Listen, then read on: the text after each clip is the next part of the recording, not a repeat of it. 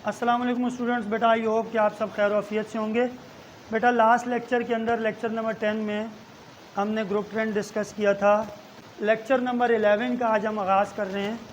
Lecture number 11 में बेटा आज हम डिस्कस करेंगे शील्डिंग अफेक्ट का जो है वो डेफिनेशन भी डिस्कस करेंगे शील्डिंग अफेक्ट की, और उसके बाद ग्रुप ट्रेंड और पीरियड ट्रेंड डिस्कस करेंगे डिटेल में।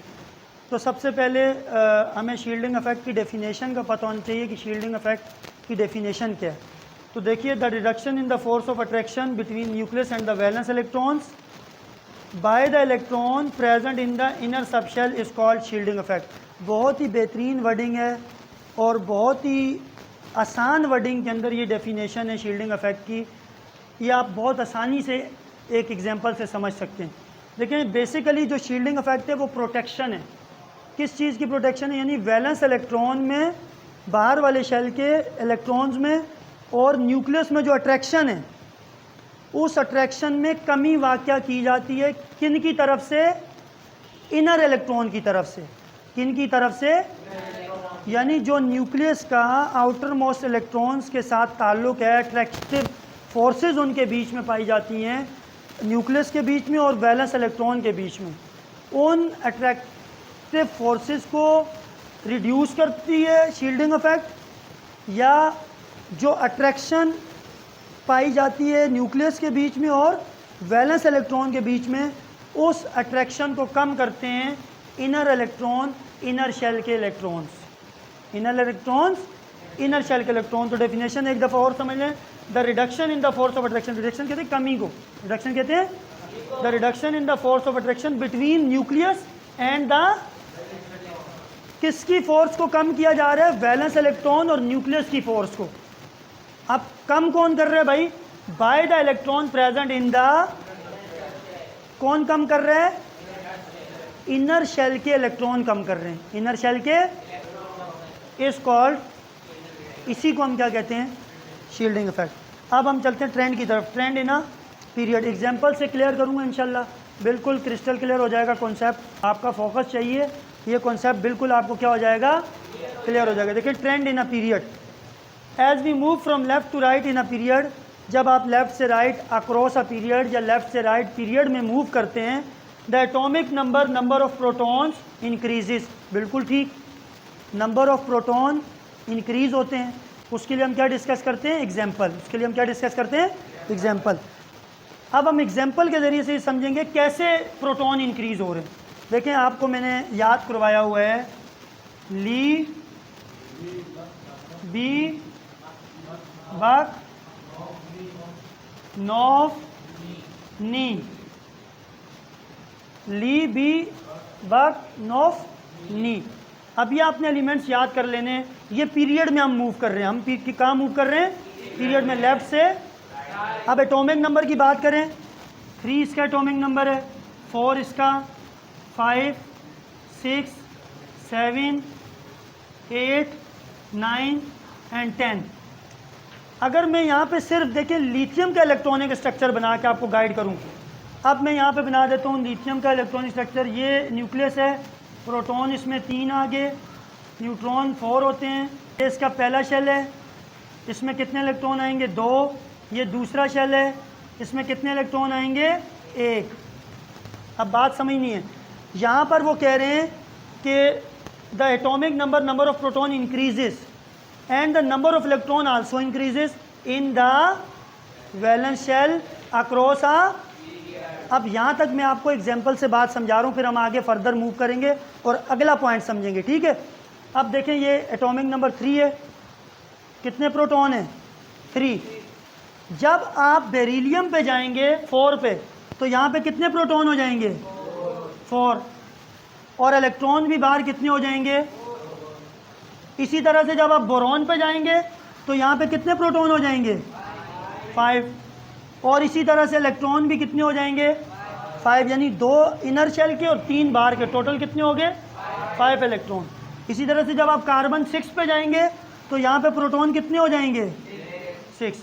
और बाहर वाले शेल में इलेक्ट्रॉन भी टोटल 6 हो जाएंगे। यानी इनर शेल के 2 और बाहर वाले के 4, टोटल कितने हो जाएंगे? 6 इलेक्ट्रॉन। अच्छा, अगर हम सिर्फ आउटर इलेक्ट्रॉन्स की बात करें वैलेंस की, तो वो भी बढ़ रहे हैं। देखें, जब लिथियम की बात हो रही तो सिर्फ एक वैलेंस इलेक्ट्रॉन था, जब बेरिलियम पे पहुंचे तो 2 वैलेंस हो गए, जब बोरॉन पे पहुंचे तो 3 वैलेंस, और जब कार्बन पे पहुंचे तो 4। यानी कि अब अगर मैं नाइट्रोजन पे जाऊंगा तो 1 इलेक्ट्रॉन का और इजाफा हो जाएगा। इसी तरह से न्यूक्लियस में प्रोटॉन का भी क्या हो जाएगा, इजाफा। तो देखें, आपने एक ट्रेंड देखा, जब हम लेफ़्ट से लिथियम से नियॉन की तरफ जा रहे हैं, from left to right across a period move कर रहे हैं, तो न्यूक्लियस में क्या बढ़ रहा है, प्रोटॉन बढ़ रहा है न्यूक्लियस में, और बाहर वैलेंस शेल में इलेक्ट्रॉन इंक्रीज हो रहे हैं, बाहर वैलेंस शेल में। तो देखें, लेफ़्ट से राइट वैलेंस शेल के इलेक्ट्रॉन इंक्रीज हो रहे हैं और न्यूक्लियस में प्रोटॉन इंक्रीज हो रहा है। क्या इंक्रीज हो रहा है, प्रोटॉन। यहाँ तक बात बिल्कुल क्लियर है। अब हम अगला पॉइंट क्लियर करता हूँ आपको, ठीक है। देखें आगे, however the number of inner electrons, core electrons remains relatively constant. देखिए, बाहर वाले शेल के तो इलेक्ट्रॉन बढ़ रहे थे, लेकिन कह रहे हैं अंदर वाले शेल के इलेक्ट्रॉन कांस्टेंट हैं। अंदर वाले शेल के इलेक्ट्रॉन, उसको भी हम देख लेते हैं, इलेक्ट्रॉनिक स्ट्रक्चर से क्लियर हो जाएगा। देखें, इस वक्त ये जो आपके सामने इलेक्ट्रॉनिक स्ट्रक्चर है, ये किस पीरियड के लिए, सेकंड पीरियड के लिए। किसके लिए? अब अगर सेकंड पीरियड को हम एंड कर दें नियॉन तक, तो इसमें टोटल इलेक्ट्रॉन हो जाएंगे 8। कितने हो जाएंगे? 8 हो जाएंगे। अच्छा, सेकंड पीरियड के बाद नेक्स्ट पीरियड शुरू होता है, थर्ड पीरियड। कौन सा पीरियड? थर्ड पीरियड का जो पहला मेंबर है वो है सोडियम। वो कौन है? ये इसका एटॉमिक नंबर 11 आएगा। जब एटॉमिक नंबर 11 आएगा तो यहाँ पे एक शेल का क्या हो जाएगा? इजाफा। अब आपने बहुत अच्छे से समझना है इसको, यहाँ पे आपका कॉन्सेप्ट पीरियड के अंदर ट्रेंड का बिल्कुल क्लियर हो जाएगा। देखें, अब देखें सोडियम पे हमने क्या किया, जाके एक शेल का इजाफा। अब सोडियम के लिए इसमें मैं कितने इलेक्ट्रॉन फिल करूँगा? 1। अब हम अगेन पीरियड में मूव करते हैं। अब हम अगेन देखें, इसको भी मैंने आपको याद करवाया था, नाम जी अलसी फर्स्ट क्लास। तो यहाँ पे मैग्नीशियम आ जाएगा। मैग्नीशियम को मैं यहाँ लिख रहा हूँ, ये मैग्नीशियम 12 आ गया। अलसी फर्स्ट क्लास, क्या बोला? First class. ये आगे आप आर्गोन तक चले गए 18 तक। देखें, ये 11 है, ये 12, ये 13, 14, 15, 16, ये 18। अब देखें, बात क्लियर करनी है आपने, समझना है। देखें, जब मैं सोडियम पे आया थर्ड पीरियड पे, सेकंड पीरियड से थर्ड पीरियड पे आया, मैंने शेल का इजाफा किया, ठीक हो गया। अब आप मुझे ये बताइए, देखें ये जो सोडियम का एक इलेक्ट्रॉन है थर्ड शेल के अंदर, ये जो सोडियम का एक इलेक्ट्रॉन है थर्ड शेल के अंदर, इसको अंदर वाले शेल में कितने इलेक्ट्रॉन हैं? 8 इलेक्ट्रॉन्स। ये जो सेकंड शेल है उसमें कितने इलेक्ट्रॉन हैं? 8 इलेक्ट्रॉन्स। तो ये 8 इलेक्ट्रॉन सोडियम के एक इलेक्ट्रॉन को शील्ड कर रहे हैं। यानी न्यूक्लियस के दरमियान और बाहर वाले शेल के दरमियान जो अट्रैक्शन है उसको कौन कम कर रहा है भाई? सेकंड शेल के इलेक्ट्रॉन और फर्स्ट शेल के इलेक्ट्रॉन। सेकंड शेल के इलेक्ट्रॉन और तो देखें, ये जो एक इलेक्ट्रॉन है सोडियम का, इसको सेकंड शेल के 8 इलेक्ट्रॉन शील्ड कर रहे हैं। इसको सेकंड शेल के। अब अगर मैं बात करूं मैग्नीशियम की, तो मैग्नीशियम के लिए मैं तीसरे शेल में एक इलेक्ट्रॉन का और इजाफा कर दूंगा, ठीक है भाई, क्योंकि ये 11 एटॉमिक नंबर था तो वो 12 है। 12 के लिए प्रोटॉन भी यहाँ 12 हो जाएंगे और यहाँ पे इलेक्ट्रॉन भी 12 हो जाएंगे। तो बाहर वाले शेल में 2 इलेक्ट्रॉन आएंगे, थर्ड शेल में 2 इलेक्ट्रॉन। अब बात समझनी है। देखें, अब मैग्नीशियम के अगर 2 इलेक्ट्रॉन हैं तो उनको अंदर वाले कितने इलेक्ट्रॉन शील्ड कर रहे हैं? 8 इलेक्ट्रॉन। यानी इनर शेल के कितने इलेक्ट्रॉन उनको शील्ड कर रहे हैं? 8। अब अगर मैं बात एल्यूमिनियम की करूं, एल्यूमिनियम के लिए मैं एक इलेक्ट्रॉन का और इजाफा कर दूंगा। अब इलेक्ट्रॉन वैलेंस शेल में 3 हो गए। कितने हो गए? बताएं, 3 इलेक्ट्रॉन्स को वैलेंस शेल के अंदर के कितने इलेक्ट्रॉन शील्ड कर रहे हैं? 8। अभी मैं सिलिकॉन के लिए एक इलेक्ट्रॉन और इजाफा करूं, 4। इन 4 इलेक्ट्रॉन्स को अंदर के कितने इलेक्ट्रॉन शील्ड कर रहे हैं? आप एक ट्रेंड चेक कर रहे हैं। देखें, जब हम लेफ्ट से राइट जा रहे हैं तो वैलेंस शेल के अंदर वैलेंस शेल के अंदर तो इलेक्ट्रॉन में इजाफा हो रहा है, लेकिन इनर शेल के अंदर इलेक्ट्रॉन क्या हैं? इनर शेल के अंदर इलेक्ट्रॉन क्या हैं? कांस्टेंट हैं, सेम है। ये आपने ऑब्जर्व कर लिया यहाँ पे कि बाहर वाले शेल में तो इलेक्ट्रॉन में इजाफा हो रहा है जब हम लेफ्ट से राइट जा रहे हैं, लेकिन जो अंदर शेल है, दूसरा शेल, उसके इलेक्ट्रॉन क्या रह रहे हैं? कांस्टेंट रह रहे हैं। अब आपने पॉइंट समझने देखें।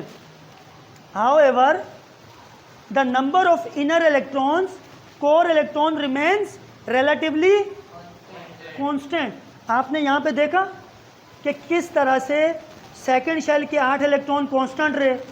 Valence shell, third valence shell में तो हम इलेक्ट्रॉन बढ़ाते रहे, लेकिन दूसरे शेल में किसी किस्म के इलेक्ट्रॉन का इजाफा, यानी वो इलेक्ट्रॉन कांस्टेंट रहे, यानी जो शील्ड करने वाले इलेक्ट्रॉन थे वो कांस्टेंट रहे। वो क्या रहे? अब आगे देखें। This means that the shielding effect remains relatively constant across a period. इसका मतलब ये हुआ कि अगर अंदर मौजूद इलेक्ट्रॉन कांस्टेंट हैं तो शील्डिंग इफेक्ट भी क्या होगा?